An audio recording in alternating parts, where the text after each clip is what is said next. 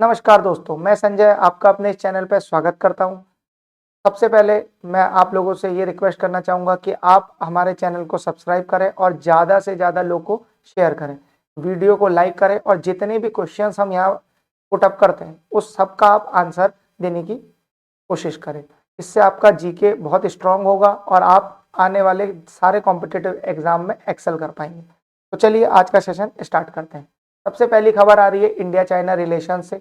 देखिए हुआ क्या, पिछले 4 सालों से भारत और चाइना के जो रिलेशंस है वो काफ़ी दिक्कत भरे रहे। क्यों हुआ क्या, गलवान अटैक के बाद इंडिया चाइना के जो बॉर्डर्स हैं वहाँ भी टेंशन बढ़ा, फिर जो सीनियर रिप्रेजेंटेटिव मीटिंग्स होती हैं वहाँ भी हुआ और काफ़ी ट्रेड भी इफेक्ट हुआ। अब धीरे धीरे ये नॉर्मलसी की तरफ बढ़ रहे हैं। मेन इसका कारण है रशिया। रशिया ने क्या किया कि कजान समिट में भारत और चीन को वो पास पास लाए और उनके बीच में एक मीडिएशन करी कि यार अपने रिश्ते आप लोग सुधारो, वरना इससे क्या हो रहा है, ब्रिक्स में दरार पड़ी। तो अब इंडिया चाइना ने इस पर काम करना स्टार्ट किया। अभी ये मीटिंग एनएसए लेवल की ये बीजिंग में हो रही है और आज ये मीटिंग संपन्न भी हो गई है। वांग यी जो वहाँ के फॉरेन मिनिस्टर हैं, जो आपको लेफ्ट हैंड साइड दिखते हैं, और भारत के अजीत डोवल साहब राइट हैंड साइड दिखते हैं, ये दोनों आपस में मीटिंग कर रहे हैं। अच्छा, ये पूरा मैकेनिज्म जो है ना, ये 2003 से अटल बिहारी वाजपेयी के समय से चालू है। तो ये हर साल होता था, पर हुआ क्या, गलवान अटैक के बाद ये बंद हो गया। तो अभी 4 साल से नहीं हुआ, फिर से दोबारा ये चालू हुआ। चाइना को से हम लोग मीटिंग कर तो रहे, साथ ही साथ भारत के जो एक्सटर्नल अफेयर्स मिनिस्टर वो चले गए हैं यूएसए, उनके साथ गए हैं फॉरेन सेक्रेटरी विक्रम मिस्त्री साहब भी। अब ये डिटेल में चर्चा करेंगे डोनाल्ड ट्रंप और अपकमिंग कैबिनेट से, ताकि फ्यूचर में जो एरियाज ऑफ कॉपरेशन है उनकी बात कर सके, कहाँ कहाँ कौन से ऐसे सेक्टर है जहाँ पे इंडिया और यूएसए कॉपरेट कर सकता है, कहाँ कहाँ पर हम लोग एक दूसरे की कैपेबिलिटीज का फायदा उठा सकते हैं, इसके बारे में डिटेल में यूएसए में चर्चा होगी। तो इंडिया एक साथ 2 बड़ी सुपर पावर्स को हैंडल कर रहा है और अपना रूट जो है वो निकाल रहा है। तो चलिए आगे का न्यूज देखते हैं। आगे की न्यूज ये है कि हमारे वाइस प्रेसिडेंट धनखड़ साहब, इन्होंने एक जीएसआई म्यूजियम इसका इनॉग्रेशन किया है। ये दिख रहे होंगे आपको धनखड़ साहब, ठीक। तो ये जो जियो साइंस का म्यूजियम है ये ग्वालियर में है, पहले तो ये ध्यान रखना है। अच्छा, जियो साइंस का मतलब क्या होता है? जियो साइंस का मतलब है स्टडी ऑफ अर्थ, सही है। तो इसमें ऐसी प्रोसेस की स्टडी करी जाती है जिससे अर्थ का शेप डिजाइन हुआ है। अब ये प्रोसेस धरती के नीचे है, कुछ प्रोसेस धरती के ऊपर है, ठीक। तो इन सारी प्रोसेस की स्टडी करी जाती है। मैं आपको कुछ एग्जांपल देता हूँ, जैसे वॉल्केनो है, ठीक, जैसे अर्थक्वेक है, ये सारी प्रोसेस क्या है, धरती के नीचे की है। तो ये जब भी प्रोसेसेस होती है इनकी स्टडी की जाती है, क्योंकि इससे क्या होता है, अर्थ का शेप डिटरमाइन होता है। कुछ प्रोसेस ऊपर की भी है, जैसे एयर हो गया, टेम्परेचर हो गया, ये धरती के शेप को चेंज करते हैं। तो जियो साइंस में हम डिटेल में इन सब चीज़ों की स्टडी करते हैं। इसीलिए इसके लिए ही जो ग्वालियर है वहाँ पर एक स्टेट ऑफ आर्ट फैसिलिटी इसकी बनाई जा रही है, ताकि जो है स्टडी की जा सके। भारत में जो है जीएसआई यानी जियोलॉजिकल सर्वे ऑफ इंडिया, ये पूरा इस जो आपका ये बन रहा है सब, इसको देखेगा और जियो स्टडीज वो लोग करते हैं, ठीक। तो ये हो गया, आगे बढ़ते हैं। बहुत ही बेसिक खबर है, इसमें आपको ये ध्यान रखना है कि कहाँ सेंटर खुल रहा और जियो साइंस क्या होता है, ठीक। अच्छा, कुछ इंटरनेशनल खबरें देख लेते हैं। रशिया ने ऑफर करा है इंडिया को visa free travel, visa free travel 2025 में। अच्छा, इसकी संभावना है, अब ये पक्का नहीं है, लेकिन ऐसी बातचीत चल रही है डिप्लोमेटिक चैनल्स के थ्रू। अच्छा, ये क्या होगा, ये जो पूरा ऑफर होगा ये बायलेटरल होगा, मतलब इंडिया भी रशिया को करेगा, साथ ही रशिया भी इंडिया को करेगा। तो होगा क्या, जैसे इंडिया के लोग अभी ई वीजा अप्लाई करते हैं और वो ई वीजा 3-4 दिन 5 दिन में नॉर्मल आ जाता है, ठीक। अब क्या होगा, ये वीजा फ्री ट्रैवल होगा, मतलब आप यहाँ से जाइए सीधा वहाँ रशिया में आप पहुंचेंगे तो वहाँ का इमिग्रेशन डिपार्टमेंट में आपके चेक होंगे, तुरंत आपको वीजा इशू किया जाएगा, काम खत्म। सेम प्रोसेस रशियंस के लिए भी भारत में होगा। तो ये क्या होता है, जब एक देश दूसरे देश के साथ निकटता बनाता है और 2 देशों के संबंध बहुत ही बढ़िया होते हैं, उस समय ये होता है।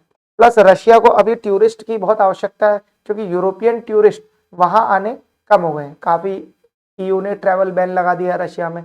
तो ये इसका एक और रीजन है। दूसरी खबर आ रही है कि आपको स्क्रीन में 2 इमेजेस दिख रही होंगी। पहली इमेज तो बहुत ही फेमस है इंडिया में, ये इटली की प्रधानमंत्री है। दूसरे ये कम फेमस है, ये अर्जेंटीना के राष्ट्रपति हैं। तो अर्जेंटीना के जो राष्ट्रपति हैं जैवियर मिली, इनको इटली ने नागरिकता दे दी है।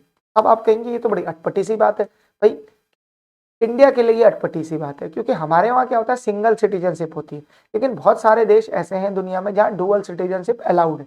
तो अब हुआ क्या है, जो हमारे अर्जेंटीना के राष्ट्रपति हैं, इनके जो एंसेस्टर्स हैं वो इटली के हैं। अब एंसेस्टर्स वो इटली के हैं, फिर वो बाद में आ गए होंगे अर्जेंटीना। तो अब ये काफी दिनों से वहां विजिट करने की बात कर रहे थे, और हुआ क्या, इनके पास नागरिकता नहीं थी। अच्छा, बिना नागरिकता के जा सकते थे? बिल्कुल जा सकते थे।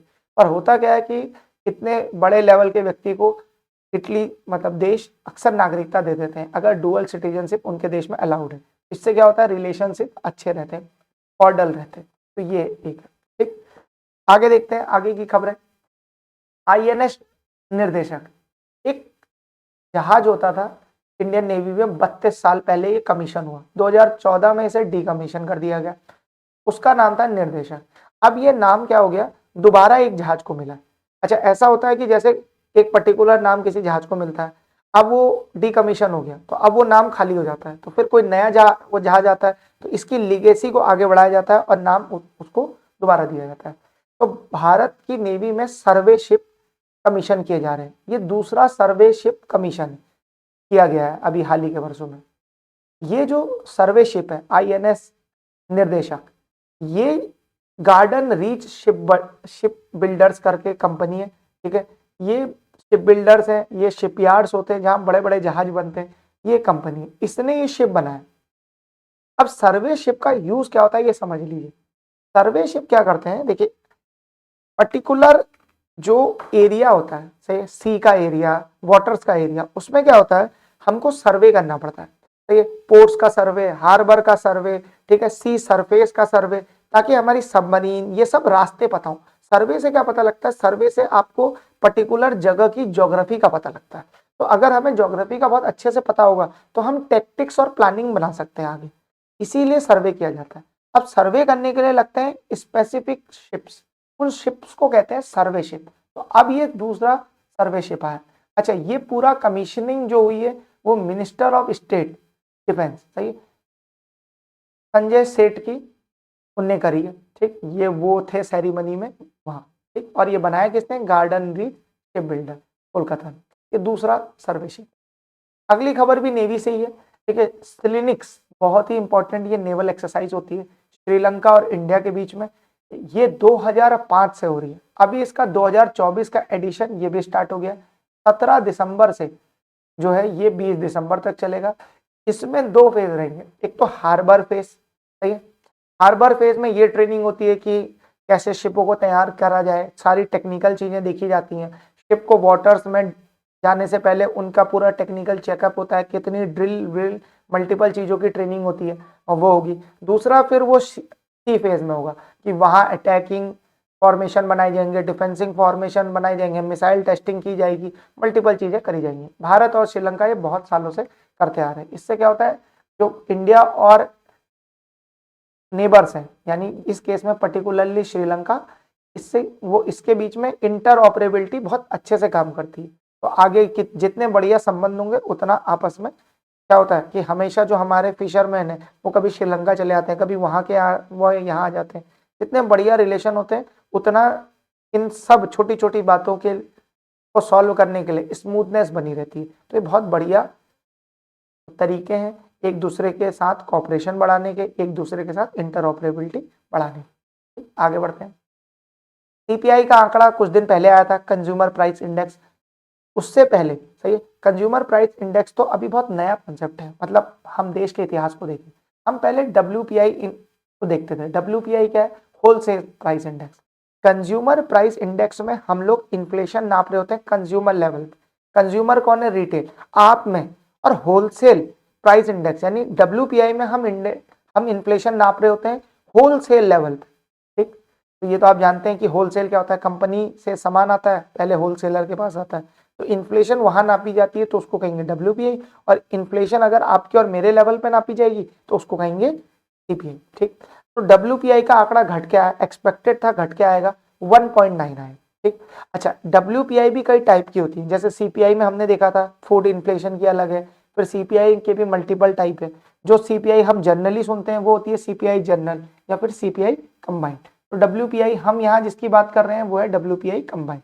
ठीक, अच्छा अब इसमें भी फूड इन्फ्लेशन की जो WPI है वो भी घट के आई है, 8.9 हुई है। जनरली इनका ट्रेंड एक ही तरफ का रहता है, जैसे CPI अगर घट रहा है तो WPI भी घट के आए।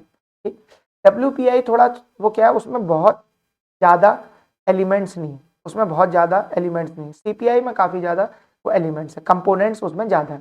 ठीक, तो WPI भी आपको देखना है, वो भी घटकर आई। आगे देखते हैं। आज देखिए अभी क्या हुआ था कि IBPS PO का पेपर हुआ और SSC और UPSC इन सब में भी ये इंपॉर्टेंट टॉपिक है ला नीना। अब ला नीना के बारे में थोड़ा सा समझ लेते हैं, क्योंकि इस बार IBPS PO में भी क्या क्वेश्चन आया था, अल नीनो के रिगार्डिंग ये क्वेश्चन आ गया। तो मैं ये कह रहा हूँ कि बैंक के पेपर में भी अब ये क्वेश्चन आने लगे, SSC और स्टेट एग्जाम्स में और UPSC में तो ये इंपॉर्टेंट है ही। ठीक, तो ला नीना के बारे में थोड़ा समझ लेते हैं। अच्छा अभी क्यों पढ़ रहे हैं ला नीना के बारे में, क्योंकि ट्रिपल डिप ला नीना है। अब ये क्या है ये भी हम समझेंगे अभी। ठीक, अच्छा आपको ये मैप दिख रहा होगा कॉन्टिनेंट का। ला नीना में क्या होता है, जो हमारा साउथ अमेरिका का कोस्ट है, यहाँ पे पेरू नाम का एक देश है, पेरू नाम का देश। इधर क्या होता है, यहाँ से गर्म पानी, हॉट वाटर्स, ये शिफ्ट होना शुरू होते हैं किधर की तरफ, ऑस्ट्रेलिया की तरफ। तो आपको जितना रेड दिख रहा है ना वो हॉट वाटर। अब क्या होता है, जब हॉट वाटर शिफ्ट होगा पेरू से, तो नीचे से यानी सी के लेवल में लेयर्स होती है वाटर की, तो नीचे से ठंडा पानी ऊपर को आता है। जब ठंडा पानी ऊपर को आता है तो उसके साथ कई माइक्रो ऑर्गेनिज्म ऊपर को आते हैं। जब वो माइक्रो ऑर्गेनिज्म ऊपर को आते हैं तो उनको खाने वाले उनके पीछे आते हैं, उनके पीछे आती है मछली। और जम के उस साल बढ़िया सीजन होता है पेरू में फिशिंग का। ठीक, ये सिंपल सी बात समझ गए। अच्छा ये तो उसका फायदा हो गया साउथ अमेरिका में। ये गर्म पानी जाता है ऑस्ट्रेलिया में, और इसकी वजह से क्या होता है, यहाँ पर इधर पर भारत में खूब ज्यादा बारिश होती है। पिछले 2-3 सालों से आप देख रहे होंगे भारत में जम के बारिश हो रही है, क्योंकि 3 ये कंजिक्यूटिव ला नीना है। तो ला नीना क्या है, पैसिफिक ओशियन।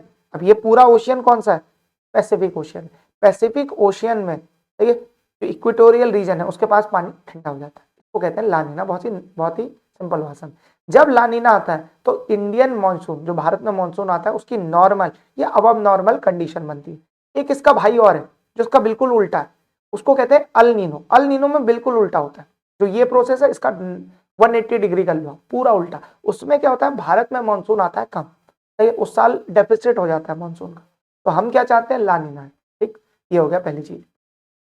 दूसरा क्या है, इस अब एक कॉन्सेप्ट है ट्रिपल डिप ला नीना। हुआ क्या कि 2020 से लेकर 2022 तक लगातार ला नीना है, तीनों साल। अब क्या होता था, पहले अल नीनो ला नीना ना बहुत लेट आते थे, पर क्या हो रहा है, इतना ज्यादा क्लाइमेट चेंज हो गया है कि अब इनका जो अकरेंस है वो बहुत फास्ट हो गया।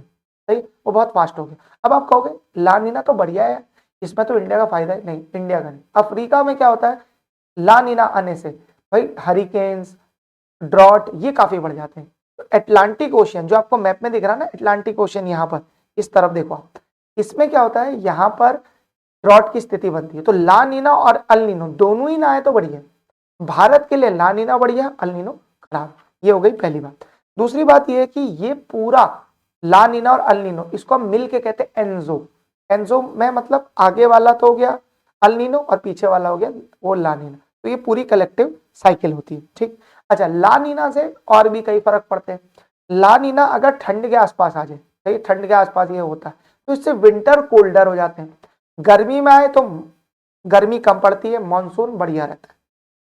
अल नीनो जब गर्मी में आता है तो हार्शर गर्मी पड़ती है, बहुत गर्म होता है और बारिश बहुत कम होती है। तो ये पूरा हमने आपको समझा दिया इनका मामला। ठीक, आगे बढ़ते हैं। आरबीआई ने क्या करा है कि कोलेट्रल फ्री एग्रीकल्चर लोन उसकी लिमिट बढ़ा दी। ये लिमिट कितने से बढ़ गई है, 1.6 लाख। ये 1.6 लाख से ये लिमिट बढ़ के हो गई 2 लाख। अच्छा इसके मल्टीपल कारण है। एक तो मल्टीपल कारण ये है कि भारत में इन्फ्लेशन बढ़ गया। अब जब इन्फ्लेशन बढ़ेगा तो हम जानते हैं कि जो एग्रीकल्चर की चीजें जैसे बीज हो गया फर्टिलाइजर हो गए, ये भी तो महंगे होंगे। तो ये महंगे होंगे, इसके लिए क्या है, हमें कोलेट्रल फ्री एग्रीकल्चर लोन की लिमिट को बढ़ाना पड़ेगा, जिससे क्या होगा, स्मॉल और मार्जिनल फार्मर्स को फायदा होगा। बहुत ही इंपॉर्टेंट क्वेश्चन मैं आपसे पूछना वो जा रहा हूं, जिसका आप हम मुझे कमेंट्स में आंसर देंगे। स्मॉल और मार्जिनल फार्मर किनको कहते हैं, मतलब लैंड की लिमिट कितनी, ये मैं आपसे सवाल पूछ रहा हूं। ठीक, तो इसका आंसर आप मुझे कमेंट सेक्शन में दीजिएगा। ठीक, ये लिमिट इनहांस करने से ये फायदा होगा कि स्मॉल और मार्जिनल फार्मर्स को सफिशिएंट क्रेडिट सपोर्ट मिलेगा।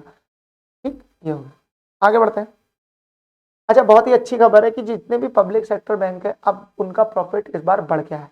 पिछले साल ये प्रॉफिट था 67,850 करोड़ के आसपास, इस बार ये प्रॉफिट 85,000 करोड़ के आसपास आ गया। ये ओवरऑल प्रॉफिट है, ये ध्यान रखिएगा। इसमें जो मेजोरिटी चंक है वो तो स्टेट बैंक की तरफ से ही आया है। अच्छा, इससे क्या पता लगता है, इससे ये पता लगता है कि जो पब्लिक सेक्टर बैंक है उनकी प्रॉफिटेबिलिटी बढ़ी है, उनकी एसेट क्वालिटी बढ़ी है, और उनकी जो क्रेडिट मॉनिटरिंग है और ऑपरेशनल एफिशिएंसी है वो भी बढ़ी। तो डिपॉजिटर, अब देखिए पब्लिक सेक्टर बैंक तो सारे पब्लिक के लिए काम करते हैं, जितना ज्यादा उनको प्रॉफिट होगा उतना बढ़िया फायदा है, क्योंकि dividend at the end of the day वो गवर्नमेंट को देंगे और गवर्नमेंट उस पैसे को जनता पे लगाएगी। तो जितनी भी, मतलब अगर आप किसी कंपनी के ओनर हैं और आपकी कंपनियां बढ़िया कर रही है तो इससे आपको ही फायदा होगा। सेम सरकार के साथ भी पब्लिक सेक्टर बैंक जितना बढ़िया करेंगे उतना वो रहेगा। अच्छा, आप बीच बीच में ऐसी भी खबरें देखते हैं कि एनपीए काफी राइट ऑफ किया। देखिए, एनपीए राइट ऑफ करना और एनपीए को तब मॉनिटर करना, ये सब बैंक का डेली बिजनेस है। कुल मिला के ये है कि एनपीए जितना कम रखा जाए उतना बढ़िया।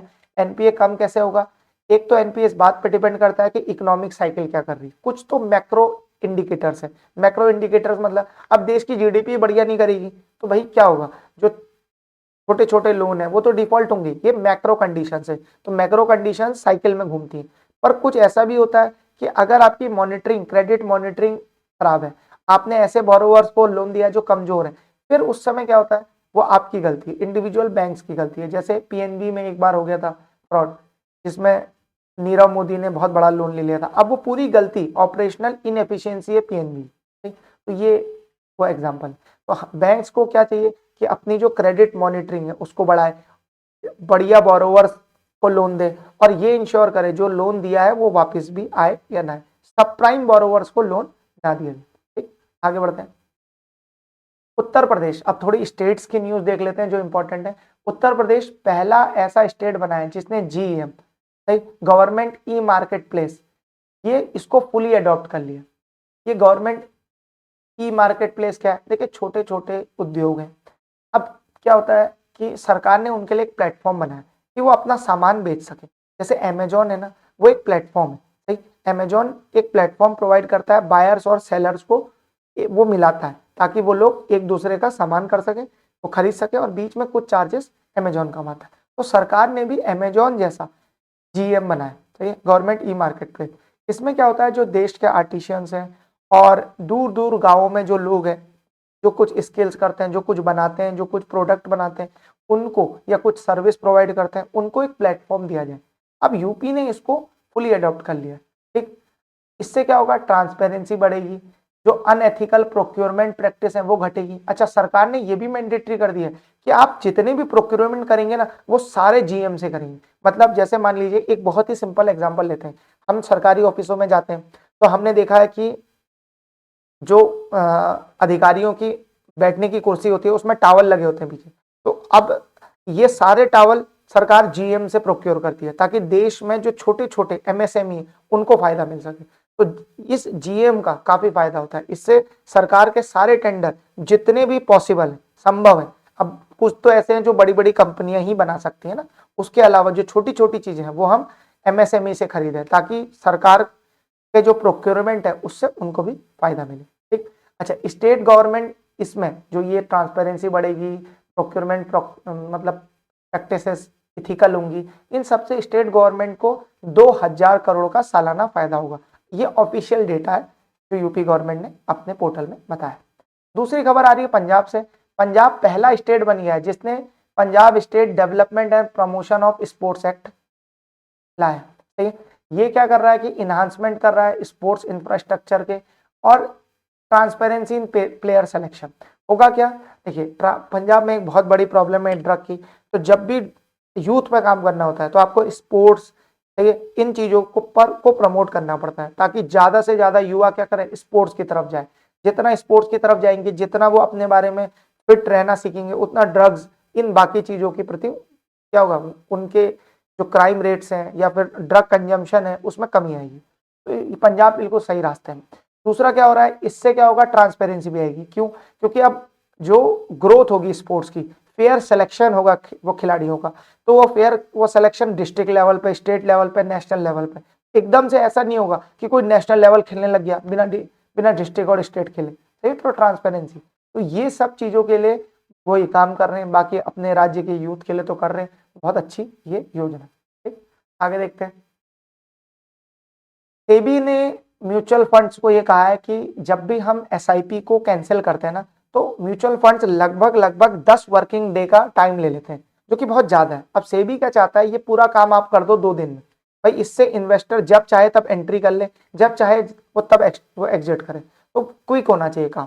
ठीक, ये सारी गाइडलाइंस जो है वो 1 दिसंबर 2024 से लागू होंगी। ये हो गया। एसआईपी क्या है, सिस्टमेटिक इन्वेस्टमेंट प्लान। ये होता है कि हर महीने आपका कुछ अमाउंट वो कटता है। ठीक, जिससे क्या होता है, आप मार्केट्स के वोलेटिलिटी को काउंटर कर सकते हैं। तो अगर मुझे मान लीजिए किसी म्यूचुअल फंड में इन्वेस्ट करना है, तो मैं क्या मतलब, जो म्यूचुअल फंड मार्केट्स यानी सीधा निफ्टी में इन्वेस्ट करता है, तो कभी मार्केट ऊपर होता है, कभी मार्केट नीचे होता है। अब मुझे पता नहीं बॉटम कहाँ आएगा, मुझे पता नहीं टॉप कहाँ है, तो मैं क्या करूं, हर महीने कुछ ना कुछ अमाउंट डालते रहो, जिससे क्या हो, एक एवरेज मुझे मिल जाए। और इससे क्या होगा, जो भी मार्केट में ग्रोथ आएगी, लॉन्ग टर्म में तो मार्केट बढ़ता ही बढ़ता है, तो जो भी मुझे ग्रोथ आएगी वो उसका मुझे फायदा मिलेगा। ठीक, अच्छा, अब ये जितने भी म्यूचुअल फंड जो मैनेज करती हैं कंपनी, उन्हें कहते हैं एएमसी, एसेट मैनेजमेंट कंपनी।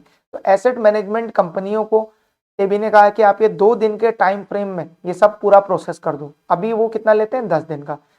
ये कैंसिलेशन 2 दिन कब से चालू होंगे, ये 2 दिन वो तब होंगे जब आपने एएमसी की वेबसाइट में जाके या आरटीए को या एक्सचेंजेस में ये एप्लीकेशन दी या ये अप्रूवल दिया कि आप मेरी एसआईपी कैंसिल कर दो, उसके 2 दिन बाद ये काम हो जाएगा। अच्छा, ये 2 दिन वर्किंग डेज है, ये भी ध्यान रखिए। अगला क्या है, अगली खबर है बीएमडब्ल्यू और New York based United Nations children fund, UNICEF, इसका आपने नाम सुना होगा, इसका हेडक्वार्टर न्यूयॉर्क में, ये भी ध्यान रखिएगा। इन्होंने कोलैबोरेशन किया। कोलैबोरेशन में ये लोग क्या कर रहे हैं, 1 लाख बच्चों को एजुकेशन ये लोग देंगे। और ये इसमें भी मेन फोकस 4 राज्यों में, आसाम, झारखंड, तमिलनाडु और वेस्ट बंगाल। ये बीएमडब्ल्यू और यूनिसेफ की मिल के कोलैबोरेशन है, जिसमें ये बच्चों के लिए काम करेंगे।